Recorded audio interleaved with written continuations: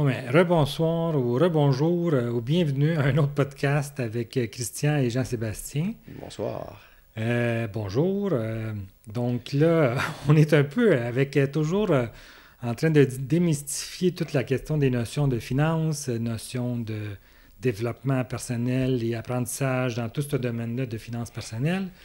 Et entre autres, plusieurs d'entre vous, puis moi incluant et Jean-Sébastien incluant, on a des parcours différents au niveau professionnel. Donc, entre autres, moi, j'ai un petit parcours d'entrepreneur. Après ça, j'ai tombé pas mal en tant qu'employé. Puis toi, Jean-Sébastien, si je comprends bien, c'était pas mal, c'était le contraire. C'est le contraire, oui. Je suis tombé dans marmite comme Obélix. Je suis tombé dans marmite d'entrepreneurship dès mon début de vingtaine. OK, fait que dans le fond, c'est ça. Jean-Sébastien est entrepreneur et maintenant un employé. Un employé, oui. Fait qu'on a, vous voyez, le parcours est un peu différent, mais dans le fond, l'objectif de ce podcast-là, c'est plus pour vous familiariser un peu des différentes notions avantages et désavantages d'être employé versus entrepreneur. Fait que, on va commencer, Jean-Sébastien, avec ton parcours un peu. À ton niveau entrepreneur, qu'est-ce qui t'a incité, première des choses, à devenir entrepreneur versus employé?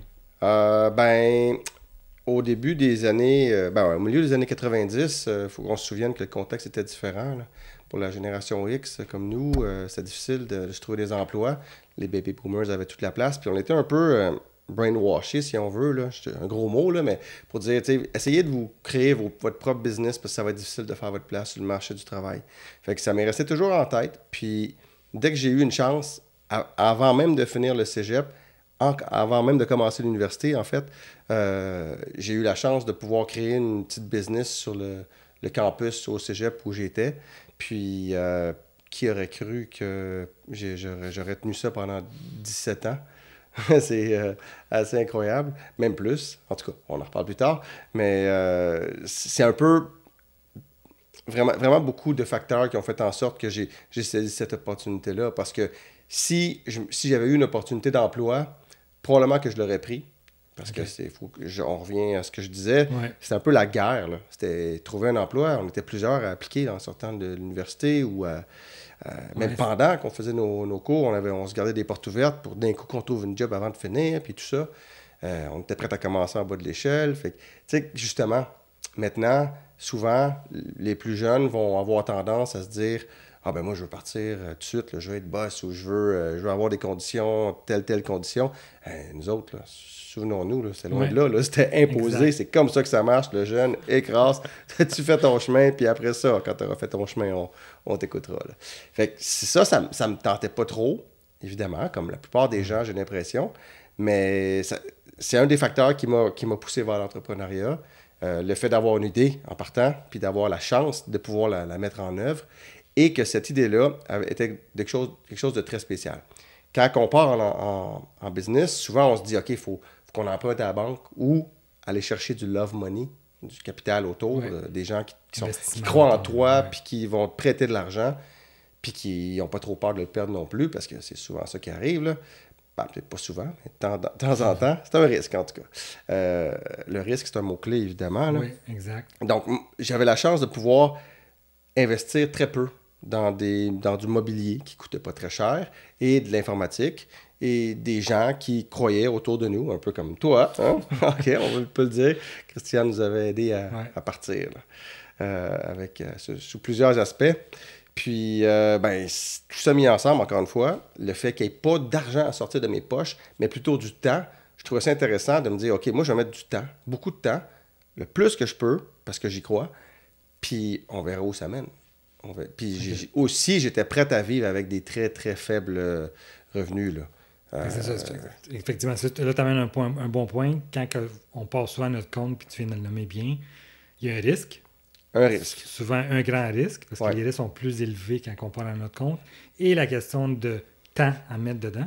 Donc, l'investissement de temps qui est quand même beaucoup plus grand que si on serait employé. C'est sûr. Le troisième point que tu nommes là, c'est une question d'argent, dans le fond, au niveau aussi investissement. Oui. Qui quand même nécessite moins, tout dépendant de l'idée qu'on a. Là. L'idée que tu as. OK.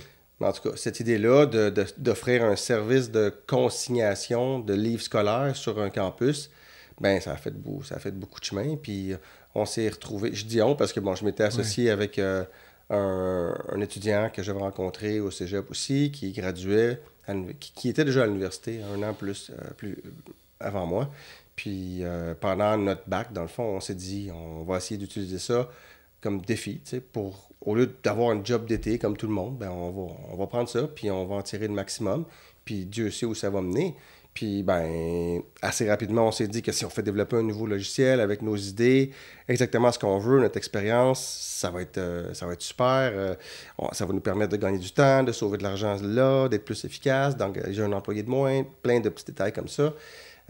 On était partis, là. C'était notre joujou, vraiment. Puis, je pouvais appliquer les notions que j'apprenais à l'université en gestion. Je pouvais les appliquer directement. Fait que c'était vraiment, c'était parfait. C'était un super timing.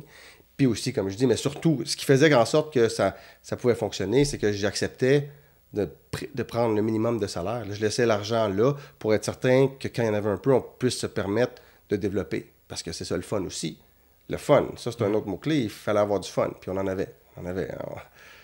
Pas juste à boire de la bière, mais tu sais, je veux dire, du fun à créer des idées, à essayer de les mettre en place, puis essayer de deviner où ça pouvait mener, parce que... Fait que la créativité, dans le fond, c'est un élément clé au niveau de l'entrepreneuriat. Absolument, oui. La question de vouloir, peut-être que ça se vit de plus en plus grand, ce rêve-là, d'un certain sens, de mettre en place quelque chose qui était peut-être à cette époque-là, pas nécessairement sur le marché, là. Mais on apprend énormément à se connaître aussi à travers tout ça, parce que, bon, les gens comprennent un peu, OK, wow, c'est le fun de partir en business, tout le monde aime ça. Tout le monde, tu sais, c'est probablement le rêve de 99% des gens qui sont en gestion, c'est partir en business. Et moi, j'avais même pas encore fini d'étudier, puis j'étais dedans. Wow, c'était vraiment cool. C'était pas payant, là, mais au moins j'étais dedans, puis je pouvais vivre un minimum avec ça. Fait que j'ai appris que je pouvais vivre avec pas grand-chose. OK, ça, c'était une première constatation. J'ai appris que j'étais créatif. Hein? Je le croyais pas moi-même, mais là, ouais. Il fallait, on n'avait pas le choix parce qu'on n'avait pas beaucoup d'argent, mais j'avais beaucoup de temps. Fait on en trouvait des façons de contourner les problèmes puis de régler des situations avec des clients.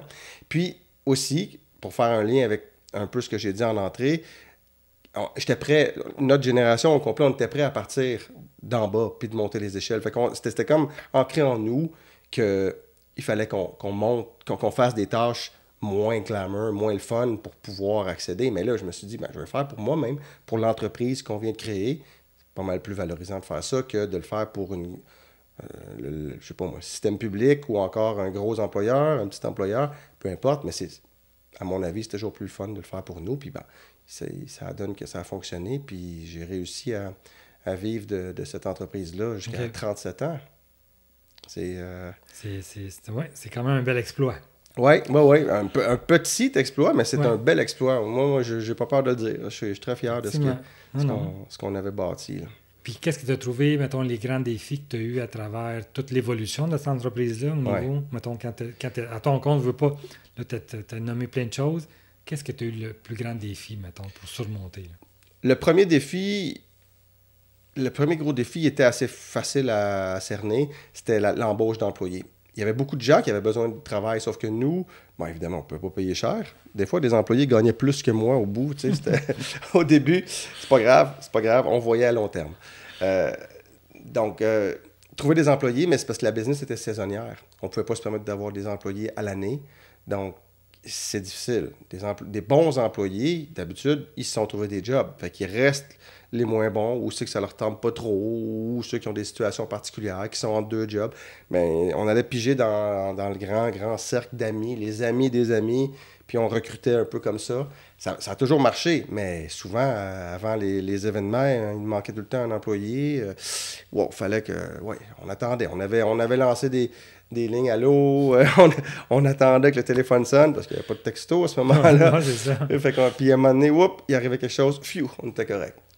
Fait que ça, de trouver des employés, en fait, trouver des employés, c'est facile. Mais trouver des bons employés qui vont faire en sorte que ta business continue de progresser puis que ton service à la clientèle est bon, c'est difficile. Surtout quand c'est à temps partiel puis que tu ne payes pas beaucoup. Fait qu'il faut vraiment que les gens, ils ils t'apprécient, puis qu'ils te disent OK, je vais y aller faire un effort pour toi, JS. OK. Puis qu'ils embarquent un peu dans le modèle ou dans l'idée de. Oui, ben, tu sais, même toi, au début, hein, tu y croyais, puis on y allait, on fonçait, puis c'était beau de voir ça, c'était le fun. Ça, c'est le premier défi, disons, opérationnel. Puis le deuxième a amené un très, très, très gros changement. C'était le défi de la croissance de l'entreprise. On était rendu à peu près 900 000 de chiffre d'affaires vers 2004, donc après 5-6 ans d'opération. Okay. Puis, soudainement, les opportunités pleuvaient. Puis, on avait cogné à des portes. À ce moment-là, on voulait diversifier. On s'en allait vers, j'ai parlé de cégep, université, mais vers les écoles secondaires privées. Il y avait de la business à faire là. Puis, il y a eu trop de business. On n'était pas prêts. En tout cas, à mon sens, à moi. Puis, vraiment, je me suis brûlé. Vraiment, il manquait d'employés qualifiés. On ne savait pas trop où on s'en allait, mais là, c'est parce qu'il y avait beaucoup, beaucoup d'enjeux. Là. On ne dealait plus avec des étudiants qui avaient notre âge. Là. On dealait avec les parents des élèves. C'est pas pareil. On était bien gentils, puis on a réussi à garder des contrats, mais c'était pas facile. Fait que la croissance a fait en sorte que l'explosion de demandes d'employés, de plus de clients, d'un plus grand local soudainement, acheter des équipements qui étaient un peu plus adéquats, le logiciel, tout ça en même temps, moi, ça m'a fait complètement capoter. Là. Puis ma remise en question a été assez rapide. En quelques mois, je savais que moi, ce que je voulais, c'est que je préférais garder une petite business sur laquelle j'avais plus de contrôle, puis pas nécessairement de contrôle, mais de présence, juste pour être certain que tout se faisait. Puis mon fun, c'était de tout voir, de faire le lien entre tout, que ce soit la comptabilité, le service à la clientèle, multitask, là. Oui, c'est ça. C'est ça que je voulais faire, puis ben, je me suis donné l'occasion de le faire. Fait qu'on a scindé la compagnie en deux. J'ai gardé la plus petite partie, celle qui me faisait triper dès le départ. L'autre partie, ben, j'ai vendu mes parts. Puis c'est là que j'ai eu, à mon avis, les plus belles années. Là. C'est un choix qui était difficile à faire parce que, tu sais, c'est un bébé. C'est un bébé, l'entreprise. Là. On l'avait à deux. Là. Puis, finalement, quand mon associé a décidé qu'il se mettait à temps plein, ben, on est allé trouver des contrats. Tout marchait comme on le voulait, encore mieux, jusqu'à temps qu'on se rende compte que ça allait trop vite. Là. Puis que, ben, heureusement, lui a réussi à faire son chemin avec l'entreprise. Moi, j'ai fait mon chemin avec l'autre. En fait, ce que j'ai fait, c'est que j'ai pris un petit chiffre d'affaires, puis parce que j'étais présent, puis parce que j'avais plus de motivation à aller travailler que des employés que j'embauchais, ben, j'ai fait croître le chiffre d'affaires énormément.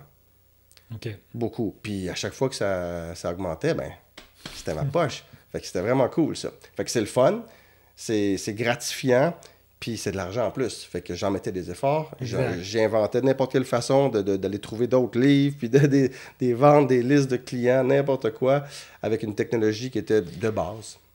Fait que la diversification, mettons, des revenus que tu pouvais aller chercher, c'était quelque chose qui était en balance. C'était quelque chose qui te motivait un peu. Parce que justement, tu n'étais pas limité à un salaire. Exactement. Oui. Mais mon salaire, il fluctuait en fonction des efforts que je mettais. Fait que moi, je disais que j'avais la business parfaite parce que je travaillais, en quelque part, c'était à temps partiel. T'sais, quand je travaillais à temps plein, c'était vraiment fou. C'était des semaines de 60 quelques heures. Donc, mais le reste du temps, je pouvais aller voyager. J'avais donc je faisais assez d'argent, plus d'argent que j'avais prévu dans mon budget. Ça, c'était vraiment le fun. J'avais réussi à augmenter mes revenus. J'avais assez d'argent pour voyager, faire tout ce que je voulais.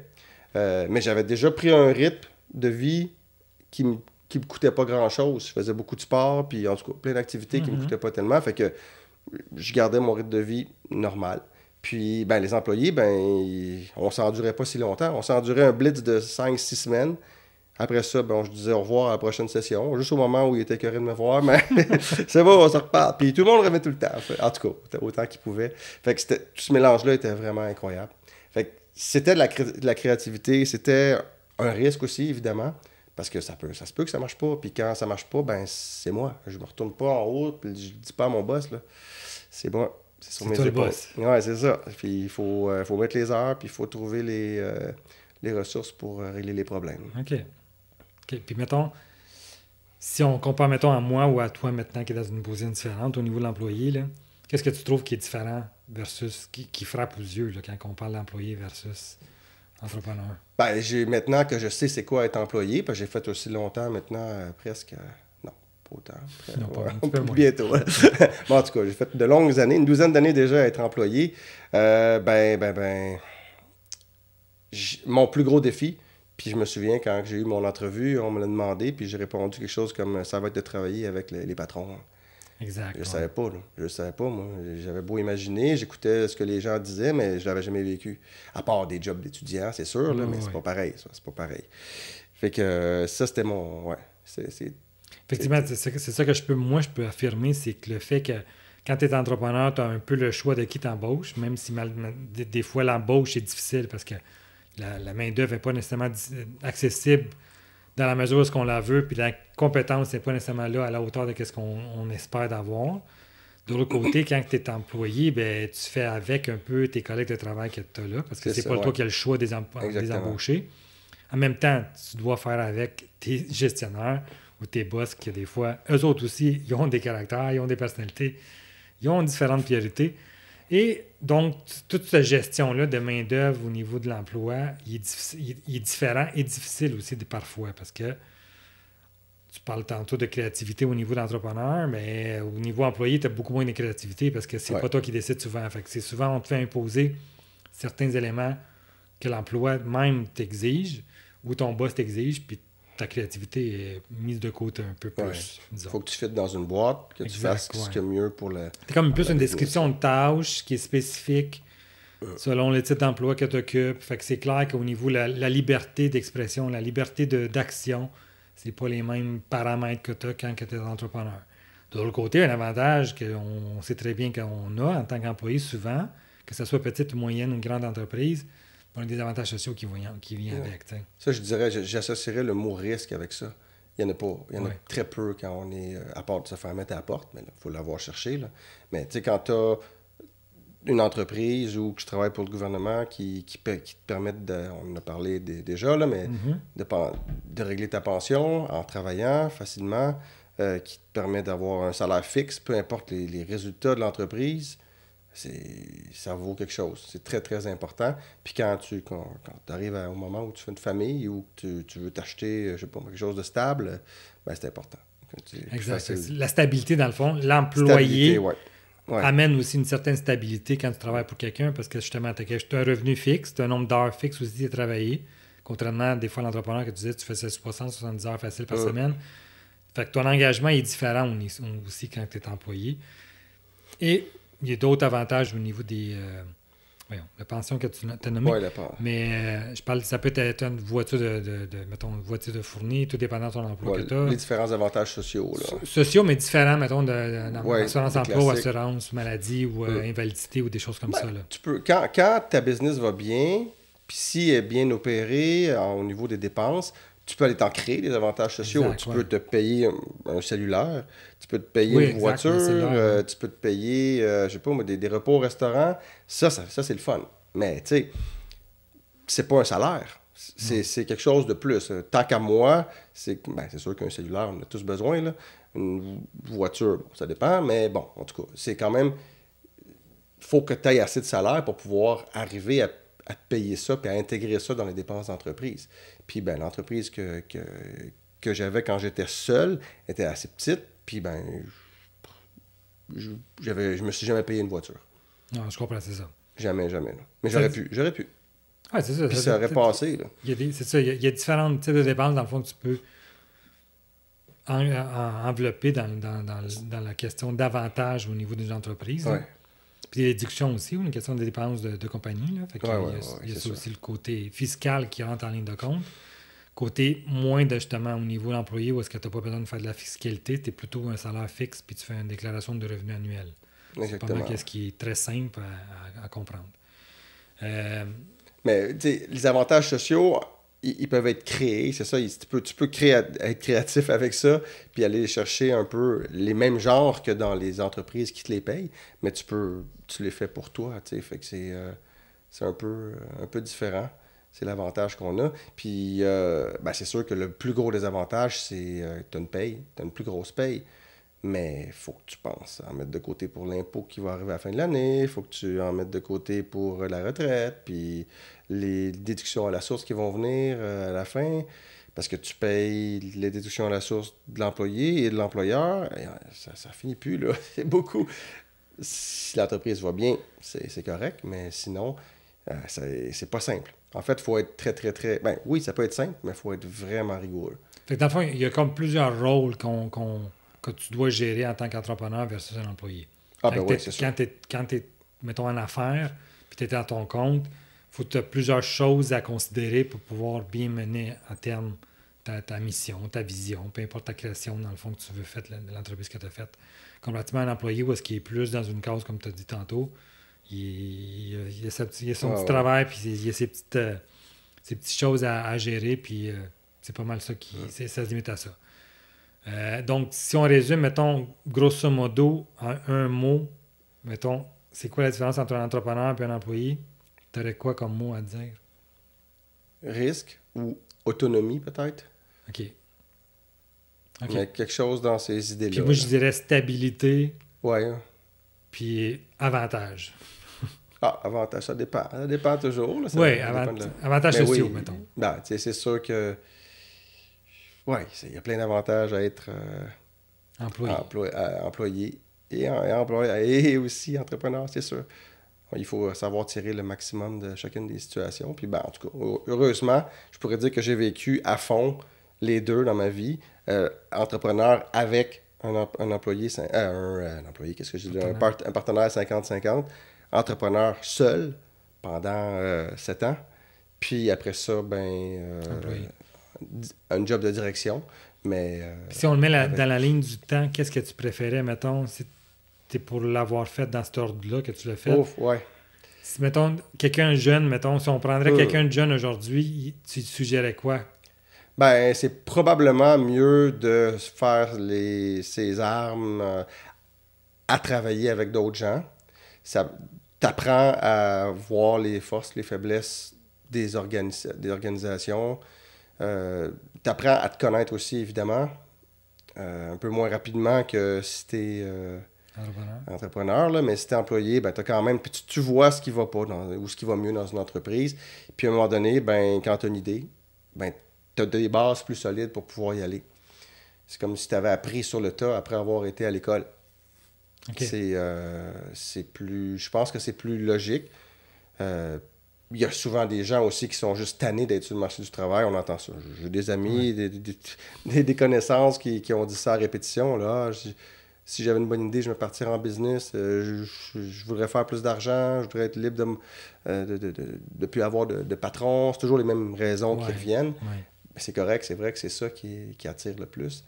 Mais c'est ça prend un contexte vraiment particulier pour pouvoir avoir une entreprise qui fonctionne. Fait que moi, je dirais aussi, mettons, côté compétences, parce qu'on se lit là-dessus, là, compétences au niveau de l'expérience de travail qu'on peut avoir un peu, avant même de peut-être t'embarquer dans une aventure qui est l'entrepreneuriat. Donc, peut-être aller chercher certaines compétences, soit au niveau personnel, au niveau, mettons, du travail aussi professionnel, pour que tu puisses avoir un minimum d'acquis, que tu puisses mettre en application, puis pouvoir justement... c'est bien dit, c'est ça. Bonifier un peu ton expérience puis ton aventure d'entrepreneur. Oui, aventure, c'est un bon mot, parce que ça en est une. Tu sais jamais où ça mène. Tu me fais penser... On parlait au niveau plus du temps, au niveau de l'âge, puis tout ça. Puis je pense qu'on l'a bien nommé, le fait d'être commencé jeune, en quelque part d'avoir un emploi, ça te permet de te construire mieux comme toi, comme personne, autant d'aller chercher des connaissances et compétences. Et ça permet de se construire aussi un coussin. Parce que si on a en tête une idée, ou juste l'idée d'aller en entreprise puis d'attendre qu'une idée nous tombe dessus, ben on met de l'argent de côté. Puis en vieillissant, ben quand les choses se payent, puis si on est discipliné, on peut en mettre de côté. Puis là, ben, c'est sûr que ça aide. Parce qu'une business normale, elle part avec un investissement qu'il faut aller chercher quelque part. Si c'est pas toi, ben il faut que tu ailles le chercher à la banque ou ailleurs. Puis aujourd'hui, on peut voir aussi que les opportunités d'affaires sont différentes de ceux qu'on avait quand on était plus jeune. Le web, comme tantôt, là, c'est exactement. L'Internet a quand même bousculé le monde des affaires dans un certain sens parce qu'il y a beaucoup de business maintenant qui se partent en ligne. Ah oui, c'est versus fou, ça. chose qu'on n'avait pas dans notre temps quand on sortait des bancs d'école. Là. Je suis old school, mais c'est sûr il y a des limites. Et pour les gens là, qui nous écoutent puis qui pensent que parce que le web peut régler bien des affaires, il ne faut pas oublier qu'il y a toujours une transaction qui se fait en quelque part, quelque chose de physique. Que ce soit un produit ou un service, une fois qu'il est payé, ça c'est la partie facile, ça, d'acheter en ligne ou d'avoir l'outil qui permet au client d'acheter en ligne les services que tu offres ou les produits. Mais après, il faut que tu livres la marchandise. Puis ça, ben, ça reste des humains. Il y a, bien sûr qu'il y a l'intelligence artificielle qui s'en vient en ligne de compte, qui rentre en ligne de compte, mais c'est un mirage qui a probablement fait peur à qui a heurté certaines entreprises, je suis certain. Là, je suis dans ma tête un peu, là, mais... Ouais, c'est dans tes idées, là. Oui. Mais bon, ce que je veux dire, c'est qu'il y a des limites à ce que l'informatique et le web peuvent faire. Il faut juste être attentif, être prêt à affronter un peu. Affronter tout ce que ça peut amener, parce que ça peut amener un gros volume de business, mais il faut savoir livrer la marchandise. Là. OK. Fait que si on peut conclure, ça serait quoi ta conclusion dans tout notre échange qu'on a eu là-dessus? Ah ben, je souhaite à n'importe qui d'avoir une bonne idée. C'est pas tout. Ça prend une idée, ça prend une façon de la mettre en place, puis ça prend beaucoup d'énergie, beaucoup de temps et tout ce qui vient avec ça. S'il n'y a pas ces trois éléments-là, probablement que c'est peut-être mieux de rester employé. Ouais. Je suis bien d'accord dans le sens que l'employé fait pour des gens qui sont plus peut-être insécures dans un certain sens de l'aventure. Puis je dirais qu'ils tendent plus vers un côté employé versus côté entrepreneur. C'est le côté conventionnel. C'est normal. Puis de toute façon, ça en prend des employés. Même un entrepreneur en a besoin. Tout à fait. Fait que c'est correct, ça. C'est bien correct. Ça... Mais je pense que tu l'as bien dit. Là, le fait de... Les trois éléments, c'était très bien nommé. Puis effectivement, je pense que le temps, pour moi, c'est quelque chose que je remarque. Chaque chose qu'on fait, puis chaque chose l'expérience de travail que j'ai eue, avant même d'arriver à un certain point où est-ce que tu peux te dire qu'on est bon, ben ça t'a mis beaucoup de temps. Puis moi, vraiment, que tu veux juste faire ta petite job, c'est clair que c'est pas en faisant un petit job que tu vas pouvoir devenir plus grand. Non. Fait que c'est en mettant un peu plus de temps dans tout ce que tu fais comme développement personnel puis professionnel qui va te permettre d'avancer plus vite. Puis peut-être éventuellement créer quelque chose de gros aussi. Là. Il n'y a rien qui est gratuit. Là. Ça n'arrive pas comme ça. Il faut vraiment mettre des efforts. Temps et effort. Il y a deux phrases, tu sais, quand tu lis là, sur des cadres ou des phrases là, qui n'importe quoi. Là, ben, il y en a deux, moi, que j'ai associées à mon parcours, puis qui m'ont vraiment orienté. Je vous l'ai dit en anglais, parce que c'est comme ça que je les ai lus les premières fois. Là. It takes 6 years to create an overnight success. Okay, ça prend 6 ans avant que ta business elle éclate. Mais c'est à peu près exactement ce qui est arrivé avec nous. Au bout de 6 ans, elle a tellement éclaté que, bon, c'est séparé. Parce qu'il y avait trop de business. Bon, je vous l'ai raconté tantôt, mais en dedans, fait que c'est long. 6 ans. Tu peux manger ton pain noir pendant 6 ans, douter tout le temps, mais il faut y croire. Puis il faut voir les côtés positifs pour pouvoir s'accrocher à ça, se renouveler, puis réussir à aller moduler tes trucs pour être certain de te rendre à 6 ans. Puis normalement, si tu fais bien les choses, je pense vraiment que c'est vrai. OK. Ouais. Effectivement, c'est souvent une tendance qui est... Une autre phrase bizarre comme ça, là, qui était sur un cadre, celle-là. C'était The secret of success is to be ready for opportunity. OK? Le secret du succès, c'est d'être prêt pour l'opportunité. Juste comme ça, bon, ça a l'air bizarre.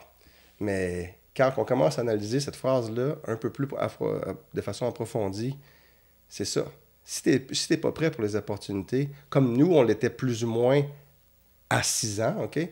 Après 6 ans de vie de notre entreprise, là, tu manques l'opportunité. Puis si tu manques l'opportunité, ça se peut que tu manques tout le reste de l'existence de ta business, là. Puis ça ne pardonne pas, parce que c'est l'argent qui vient avec. Puis c'est tout l'argent, ça va être... C'est le but de l'entreprise. Exact, on ne va pas se le cacher, là. Même si on veut avoir du fun, puis on veut avoir tout ce qu'on vient d'énumérer comme avantage, Puis si t'as pas d'argent, ça donne rien, tu pourras pas rester ouvert, là. Fait que, c'est ces deux phrases-là que je me suis martelé de temps en temps dans la tête, puis qui m'ont vraiment fait comprendre que, tu sais, à regarder mon chemin maintenant, puis à le faire aussi, c'est des choses qui se réalisent. Fait que, effectivement, je suis très, très, très, très en accord avec ces deux paramètres-là, ces deux proverbes-là, ou ces deux ouais, des petits dits-là. proverbes, c'est ça. Puis souvent, ça, ils disent, en une business, souvent, ça fleurit entre 5 et 7 ans de la création. Donc, 6 ans, tu es en plein milieu. Exactement, ouais. Fait que pas mal les différentes personnes, je pense, les différents messages, même sur Internet, j'en vois beaucoup, là, ils parlent beaucoup de 5 à 7 ans. C'est vraiment la formule magique qui disent qu'il faut attendre 5 à 7 ans avant qu'on voit un retour sur l'investissement qu'ils appellent. Mais si tu permets, je pense que j'ai retrouvé ce que je pensais. Ça va être long, par exemple. Là, on a-tu du temps? Tantôt. Mais tu parlais disons, des compétences peut-être qu'il faut avoir. Les compétences, je pense que c'est pas... chaque compétence n'est pas si importante.